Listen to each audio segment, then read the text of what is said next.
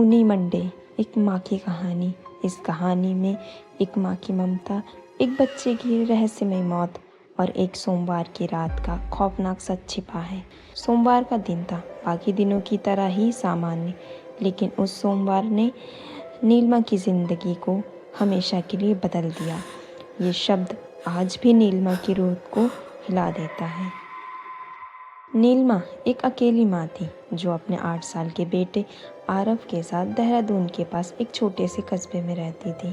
पति की मौत के बाद उसका पूरा जीवन बस आरव में सिमट गया था। उसी दिन सुबह से कुछ अजीब था।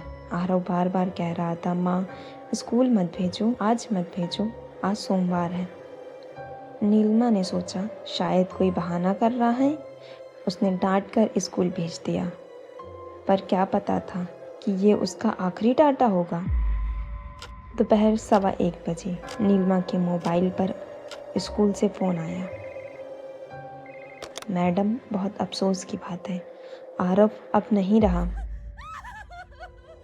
यह बात सुनते ही जैसे किसी ने उसके दिल को छेद दिया हो।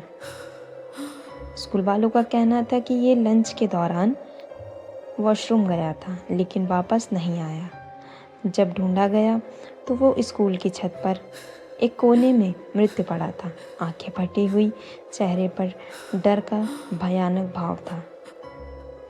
कोई चोट का निशान नहीं था, बस जैसे उसने किसी अदृश्य चीज़ को देखकर दम तोड़ दी हो।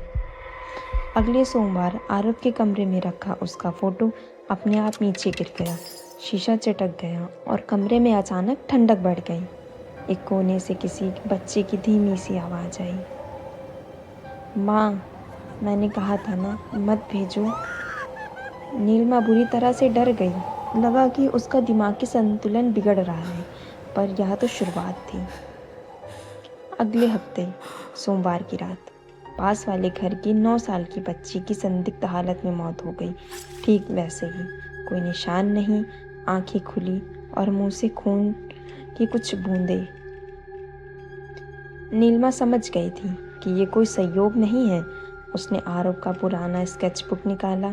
एक पन्ने पर कांपते हाथों से लिखा था, हर सोमवार को आता है, वो छत से बुलाता है, जो गया वो नहीं लौटा।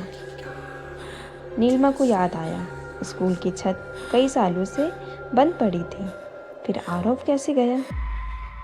नीलिमा अगले दिन स्कूल गई। प्रिंसिपल ने बताया कि कई साल पहले एक बच्चा था, विवेक। सोमवार के दिन ही छत से गिरकर वो मर गया था। उसके बाद उस हिस्से को सील कर दिया गया। उसकी माँ पागल हो गई थी। कहते हैं उसने स्कूल में ही आत्महत्या कर ली थी। हर सोमवार को उसका बेटा एक नया दोस्त ढूंढता है। यह सुनकर नीलिमा के पैरों तले जमीन खिसक गई। वो जान चुकी थी कि ये अगले सोमवार को फिर किसी मासूम की बारी होगी। उसने ठान लिया, अगर कोई माँ अपने बच्चे को नहीं बचा सकती तो वो माँ नहीं है। रविवार रात वो स्कूल की छत पर पहुंची। वही कोना, वही हवा और फिर वो साया।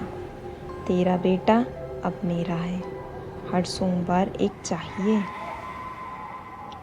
एक पतली टूटी आवाज़ गूंजने लगी। नीलिमा ने कांपते हाथों से अपनी कलाई काट ली और कहा, मुझे ले जा, पर किसी और का बच्चा मत ले जा।